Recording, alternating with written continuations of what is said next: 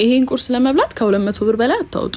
ያው ለሁለት ሰው እንዴት እንደምንሰራ እናያለን። ሃይ ሰላም፣ እንዴት ናችሁ? ጊዜ ነኝ ቆንጆ ቁርስ በመስራት ነው የምታወቀውና ዛሬ ደግሞ እንደዚህ የሚያምር ቁርስ እንሰራለን። አንድ ፍሬ ሽንኩርት ነው የተጠቀምኩት፣ ቀይ ሽንኩርት።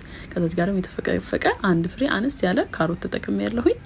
ከዛ እዚህ ጋር ደግሞ 2 የተፈቀፈቀ ቲማቲም፣ እዚህ ጋር አንድ ፍሬ ሽንኩርት፣ ጫው።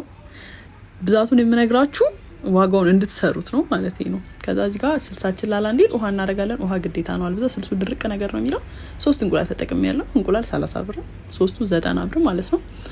ከዛ እንደዚህ በጣም አናቀላቅለው፣ ነካ ነካ እናደርገዋለን። ለየት የሚያደርገው እዚህ ጋር ቺዝ ነው። ይሄ ክሬም ቺዝ ነው፣ ቤት ውስጥ ነው ያዘጋጀሁት። ይሄ የምታዩት ከግማሽ ሊትር እዚህ ላይ ተጠቀምኩት፣ ከግማሽ ሊትር ያወጣሁት ክሬም ቺዝ ነው።